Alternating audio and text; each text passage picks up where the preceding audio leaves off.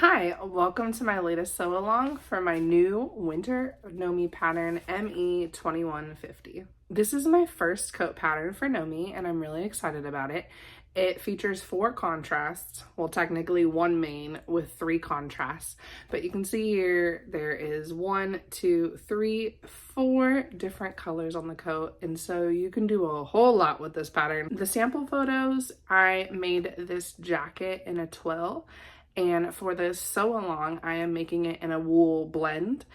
But I think the options are endless for this jacket. I could see it being a contrasting denim would be really cool. Pleathers, corduroy. I mean, the ideas and inspiration are endless. And so I hope you have as much fun with this pattern as I have had. She's a very simple pattern. She is fully lined and she does have a back kick pleat, but don't let that scare you away from it. It is a pretty easy sew with only 6 notions, including those 6 buttons. So it comes together pretty quick. Let's get started. As mentioned previously, I will be using 4 different wool blend fabrics for this sew along. Contrast number 1 is going to be in the green and purple. Contrast number 2 is going to be in the white and purple. Contrast number 3 is the hot pink. And contrast number 4 will be for my collar and the welt pockets. On the back of the pattern cover, you can find all the details, including the suggested fabrics, notions, size chart, how much fabric you'll need for each contrasting piece, and the finished garment measurements. Pattern piece number 1 is the upper front. You'll cut 1 in contrast 1 and 1 of contrast 2. Pattern piece number 2 is the upper pocket, cut 2. Pattern piece number 3 is the pocket band, cut 1 of each contrast. Pattern piece number 4 is the upper back, cut 1 of each contrast. Pattern piece number 5 is the lower front, cut 1 of each contrast. Remember to mark your welt pocket placements. Pattern piece number 6 is the welt, cut 2 of the correct contrast. Pattern piece number 7 is the pocket, cut 2 of the lining. Pattern piece number 8 is the pocket lining, cut 2 in your lining fabric. Pattern piece number 9 is the lower back. Make sure to cut in the appropriate contrasting fabrics. Also make sure to mark all of your circles for future use. Pattern piece 10 is the upper collar. Make sure you cut the correct contrast. Pattern piece number 11 is the undercollar, cut in the same fabric. Pattern piece 12 is the front facing. Make sure to cut 2. I didn't have enough of my main fabric, so I used contrast 3. Pattern piece 13 is the sleeve. Make sure you cut this out in your main fabric. Pattern piece 14 is the front lining. Go ahead and cut 2 of your lining fabric.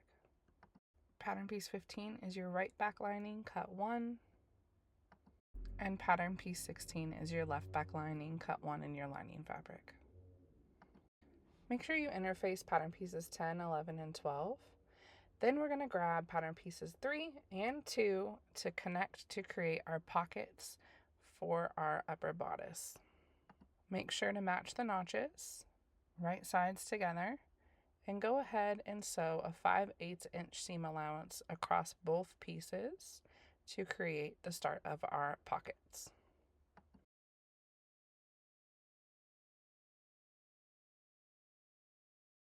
When you're finished sewing, they should look like this. Make sure you go ahead and press those seam allowances up.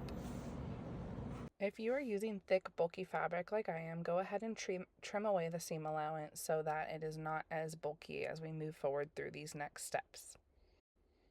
After pressing, I went ahead and created a faux 5/8 inch of a seam line to create a guide for me as I'm folding over, so that way I know that it's going to be exactly 5/8 of an inch, especially because this fabric is so thick and it tends to be wonky, and that way when I press it down, it's clean and it is exactly 5/8 of an inch.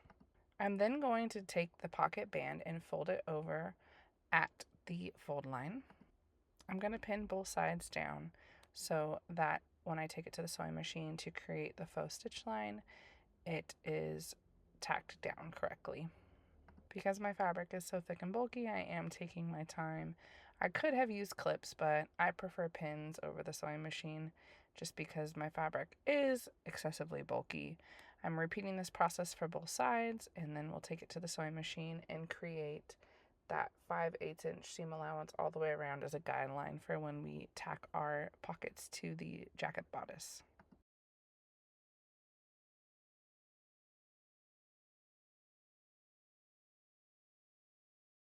Then I'm going to take it to the sewing machine and create that 5/8 inch seam allowance guideline all the way around so I fold it perfectly.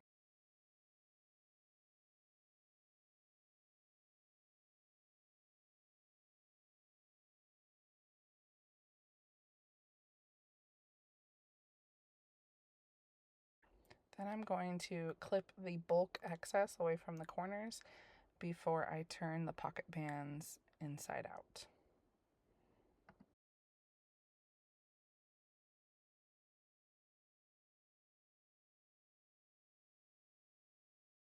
Once I turn it inside out, something that I did not film because I forgot was to slip stitch that pocket flap to the back closed so that it doesn't fold up.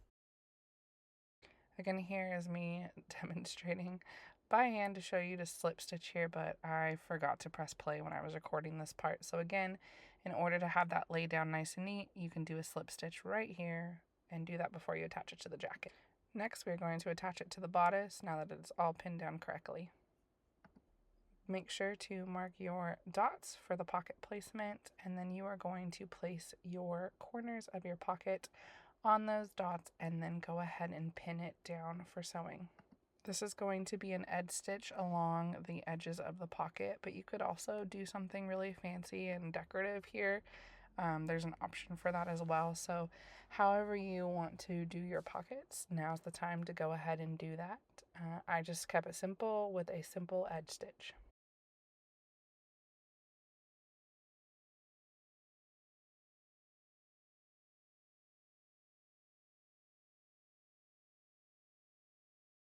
Then we're going to take pattern piece number 6, which are our welts, and we're going to fold them along in half, right sides together, and stitch the ends.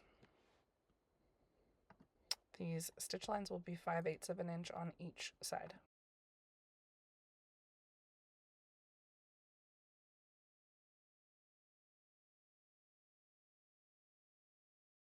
Because my fabric is bulky, I went ahead and trimmed down those seam lines.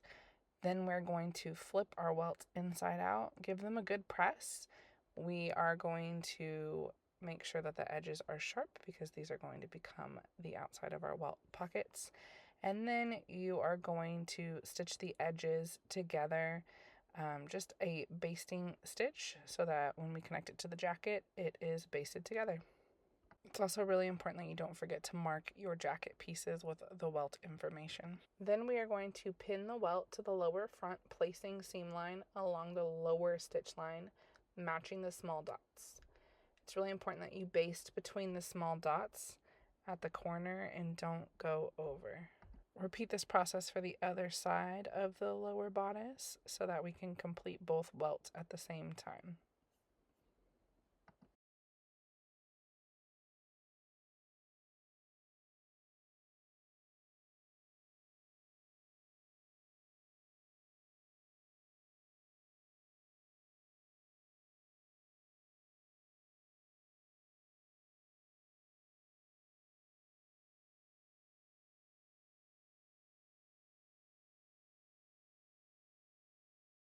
Then take pattern piece 8, which is the pocket facing, and attach it to the lower front over the welt. You will place the seam line along the stitching line and baste it as well between the small dots.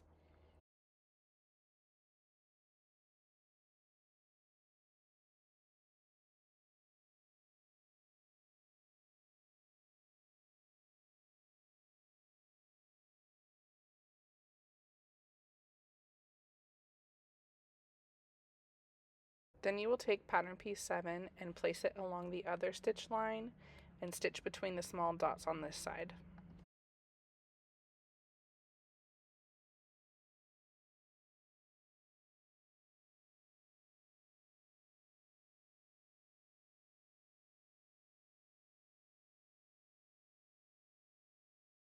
Then you are going to take a pair of scissors and slash along between the stitching, clipping diagonally to the small dots of the welt marking that we originally placed on our bodice pieces.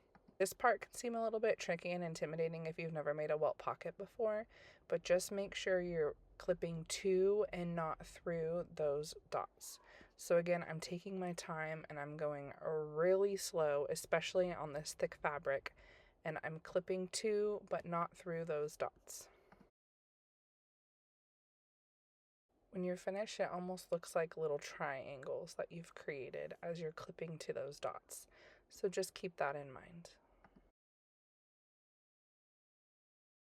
Here I am clipping to those corners, which will make that triangle-esque shape. Again, if you've never made welts before, it's really not that hard. You just have to take your time and be precise. So again, you can see in real time how slow I am being during these steps.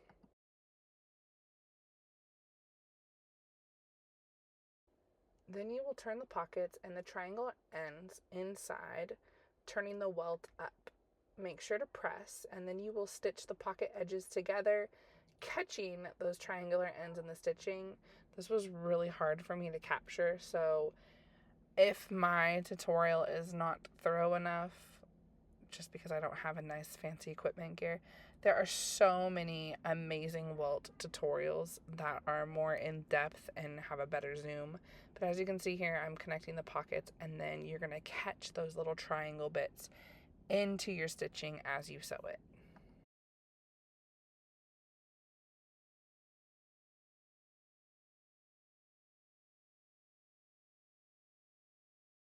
When you're finished catching those triangles, it should look like this. You're going to then press your welt up towards the pocket opening, and then you can choose to edge stitch or slip stitch your ends in place.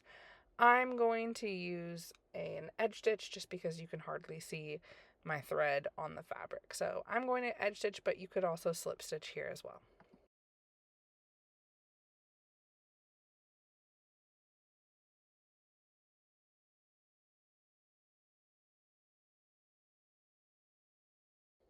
With the right sides together, we're going to pin the upper front to the lower front bodice, matching the notches, and go ahead and connect it 5/8 inch seam allowance. Do that to both sides so that our front pieces are finished. Again, match notches and stitch 5/8 inch all the way across.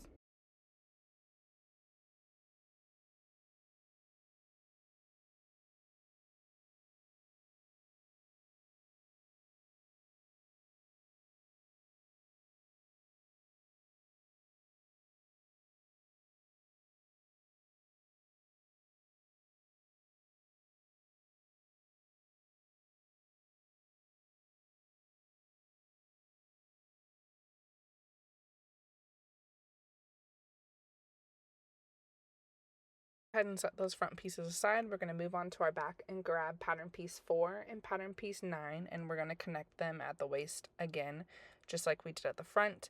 Do this to both sides of your back pieces because we are going to take the whole back and connect it all together.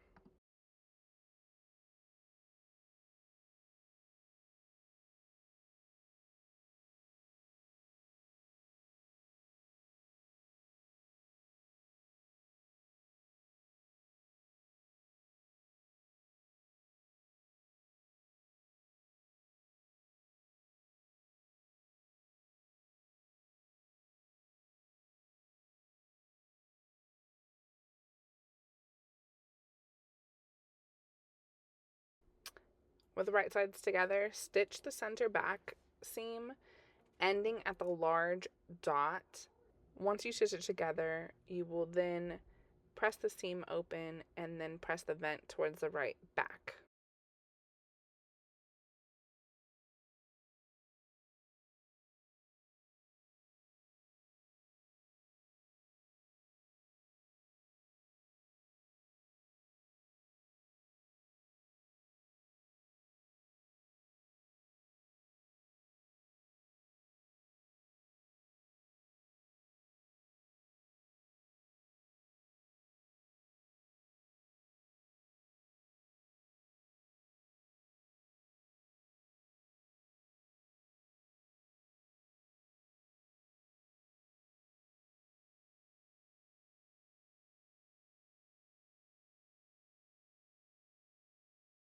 Once we've connected the back, then it's time to go ahead and connect the coat at the shoulder seams and the side seams as well. So go ahead and pin those together, matching notches on both shoulders and the side seams, and stitch 5/8 inch seam allowance on both the shoulders and the side seams.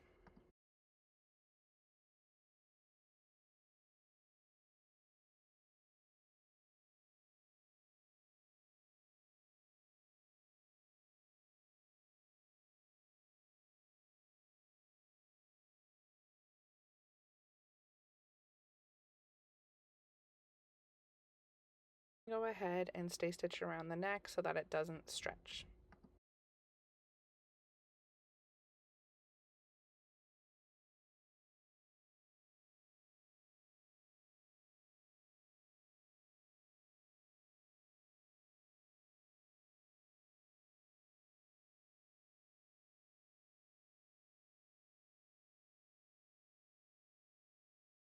Again, go ahead and connect the side seams. Make sure that you match up the seam allowance waistbands so that they match perfectly when you sew them together. So take your time pinning here, and then we're going to sew 5/8 inch seam allowance down both sides.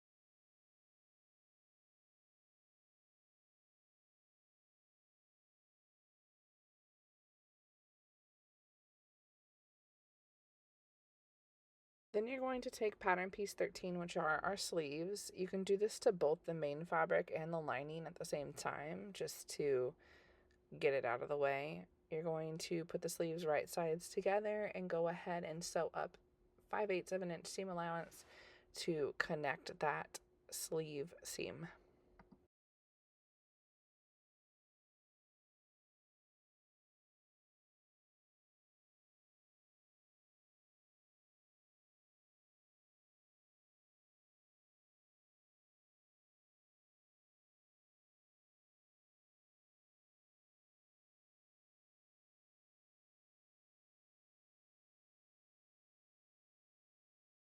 Like I said, I did my lining at the same time just to get this step out of the way so that I didn't have to come back to it later.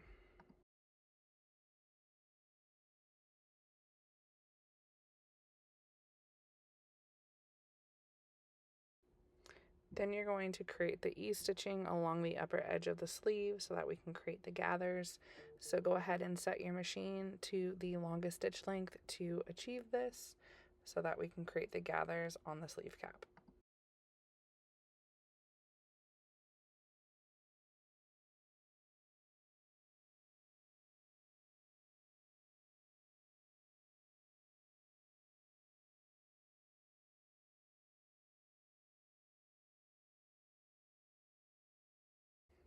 Then go ahead and put your sleeve, attach it to your bodice. So I like to do face to face and then flip my sleeve inside out as shown.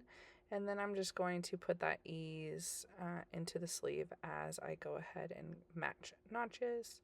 and then I'm going to put that ease up into the upper cap of the sleeve. So I'm going to fast forward and show you how I do that.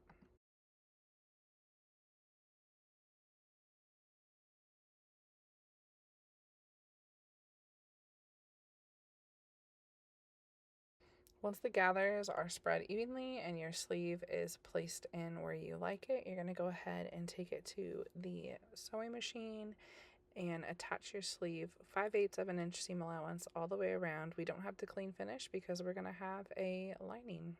Next, you'll grab pattern piece 10, which is the upper collar, and you're going to stitch between the large dots. So make sure you go ahead and mark these dots so that we can stitch in between them for these next steps.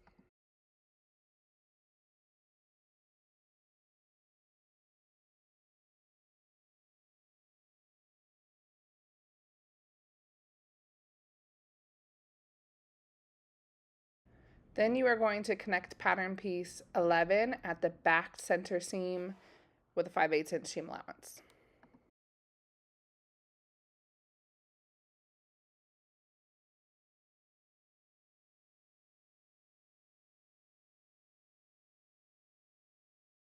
Then take pattern pieces 10 and pattern pieces 11 with right sides together and pin the collar sections together, matching the large and small dots. Then you're going to adjust ease to fit and then stitch them together, leaving the notched edge open, and then trim those corners and turn it inside out.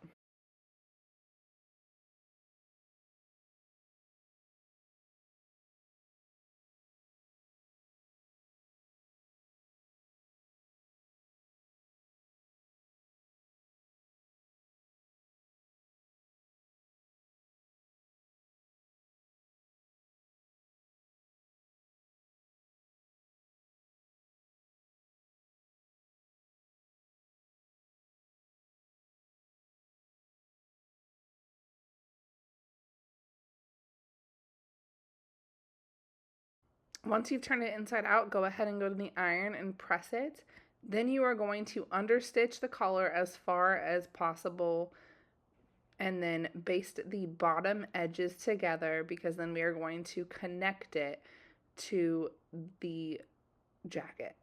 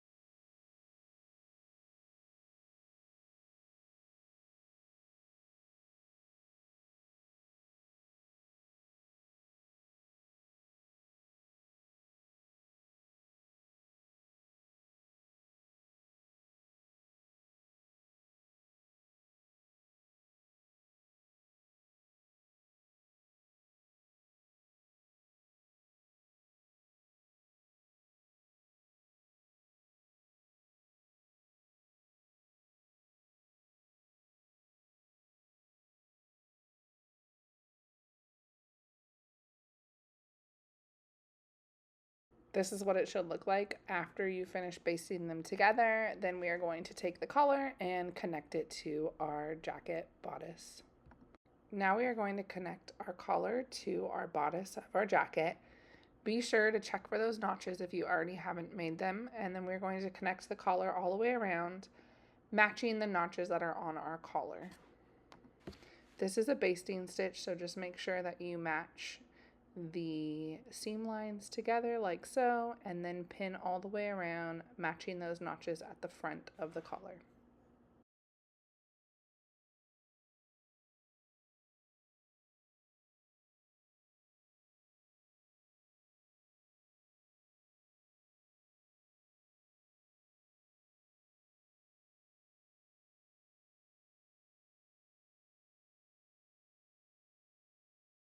Now we're going to take pattern pieces 15 and 16, and we are going to reinforce the inner corners at the large dot and at the small dot. So this is back where those vents are. Stitching through the dots as shown in the instructions, and you're just going to clip to the dots, being careful not to clip through the stitching. And so this is really important to create that reinforcing when we go ahead and to attach our lining to our main bodice.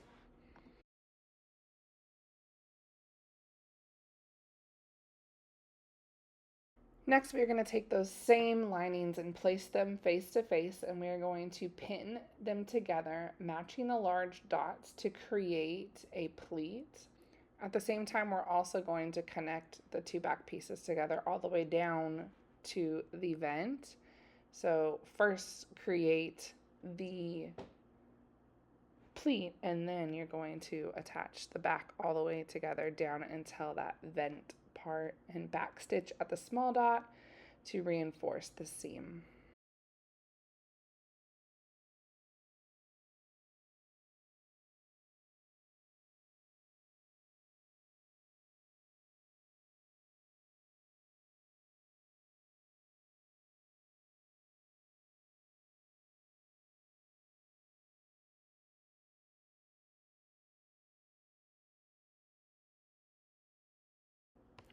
Once we are finished with the back, we are going to then stitch the back lining to the front lining at the side seams.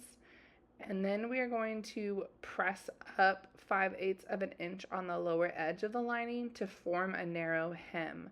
We are going to create this narrow hem along our entire lining before we attach it to our main fabric.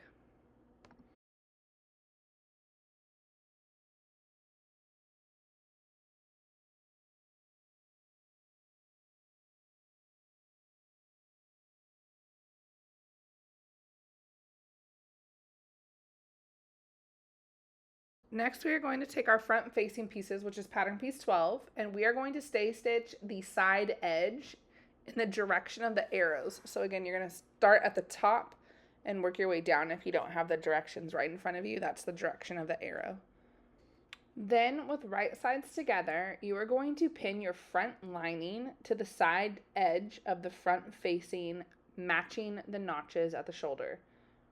You're then going to baste them together and stitch, ending at the small dot.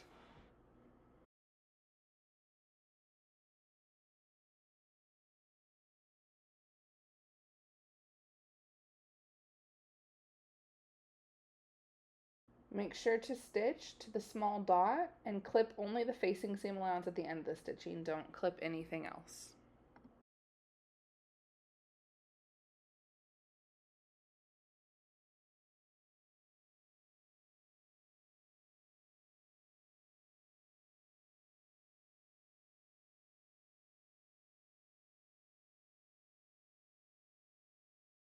Clip along the edges to make it lay flat when you iron. And this step isn't in the directions, but because my fabric is so bulky, I'm going to understitch. So I am understitching my lining away from my front facing.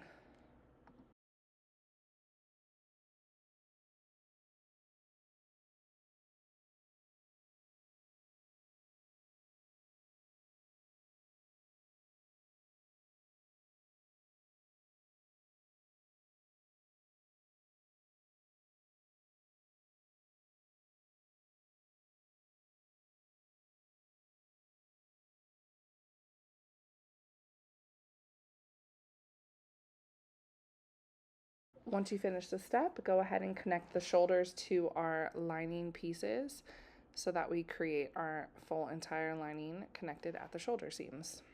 And the seam allowance will also be at 5/8 of an inch. Go ahead and do that to both sides of your shoulders.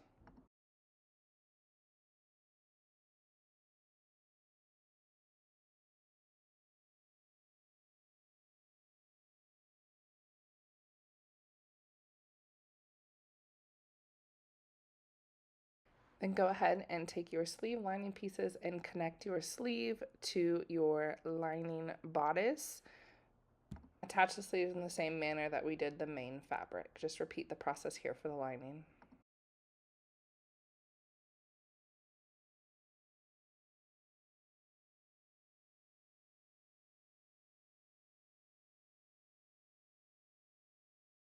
I apologize that when I completed the step, I realized I did not press the record button until after I pinned the entire thing together, and I was not willing to unpin it. So you are going to pin the lining to the coat over the collar. So the collar is underneath. That's what I'm showing you here in the film. You're going to have the neck and front edges even, and you're going to stitch the front and neck edge all the way from one side to the other, 5/8 inch seam allowance all the way around. So again, I'm sorry that I didn't show you the pinning process. I didn't hit record, and I was not willing to take out all these pins to restart.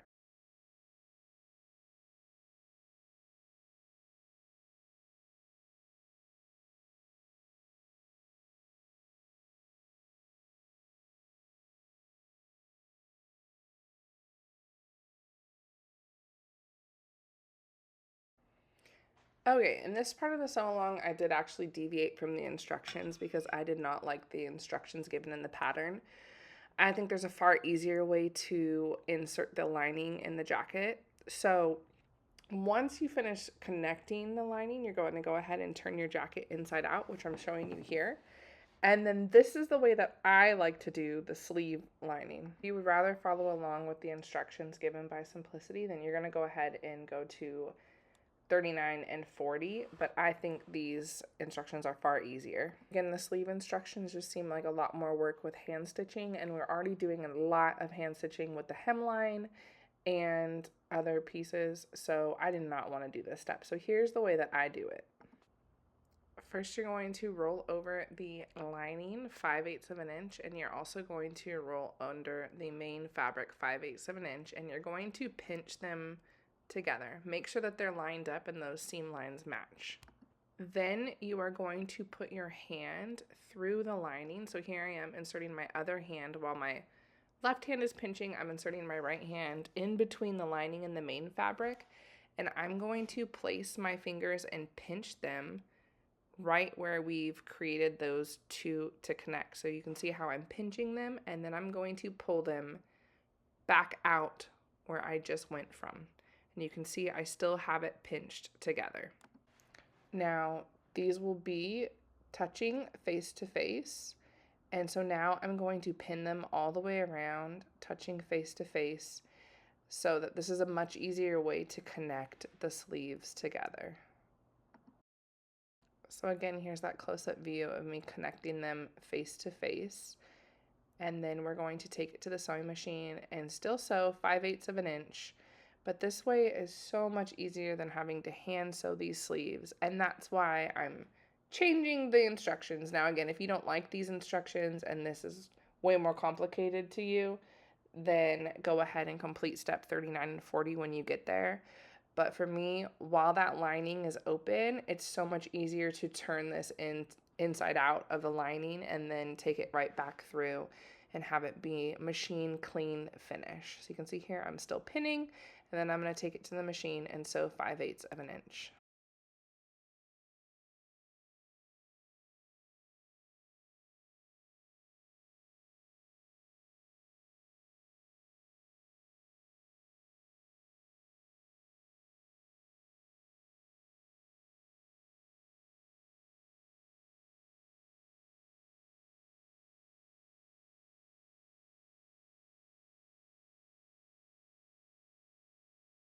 Once you're finished sewing, you're then going to pop that right back through that lining where it came from, and then go ahead and push it back out, and you will have a lined sleeve that looks like perfection, and it's done with a machine stitch, and there is no need to do any hand stitching on this hem. So here it is, looking all nice and neat. You can take it to the iron and press it.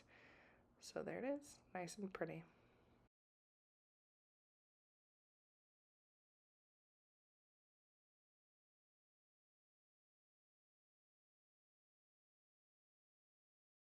Next, I'm going back to step 32 on the instructions, but I am trimming the coat within 5/8 of an inch of the interfacing seam as shown. And so first we're attaching it, and then we're trimming those corners.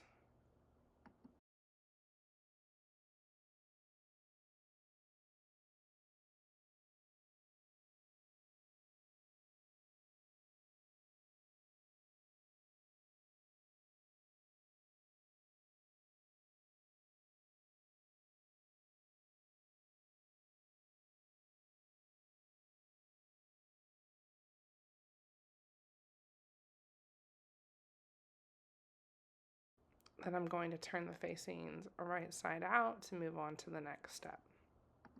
Next, we're moving on to the vent, and we are going to finish the back vent as follows. First, you spread the vent edges apart below the large dot as shown, and you're going to insert the coat lining having right sides together. Then you're going to pin along the edges of the right coat and lining extensions together, matching those small dots. Then you're going to turn the coat along the hemline over the hem lining, stitching from the lower edge to the small dot, back stitching at the dot to reinforce the seam. So all of those steps are going to be shown here. I'm just slowing it down so you can see each step for those processes.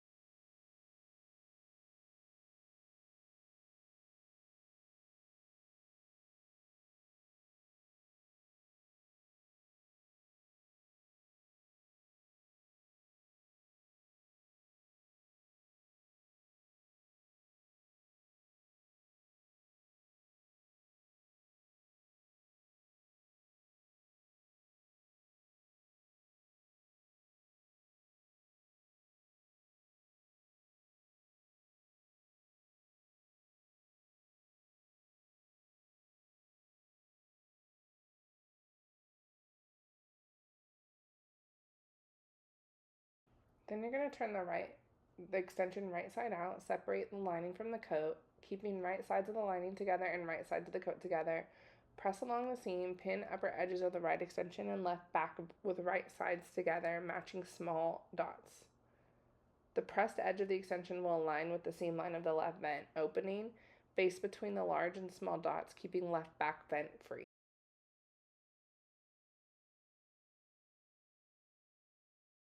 Then you're going to turn the back left lining over the coat as shown with right sides together, pinning the vent edges of the left back lining to the left back over the right extension, matching the dots and notches.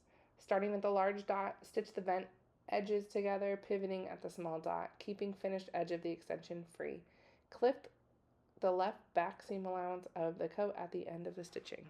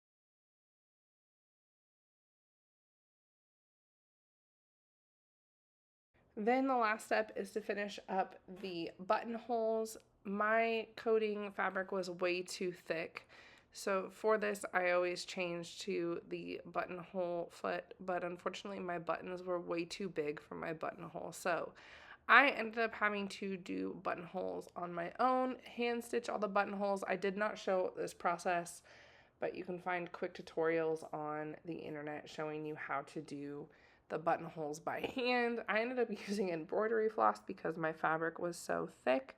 Hindsight's 2020, I probably would have done a smaller button. I actually went bigger than what the instructions call for, but you can see here I did a stitch around the edge of my buttons. My buttonhole wouldn't even work on this fabric because it was so thick. And then I, again, had to do it by hand.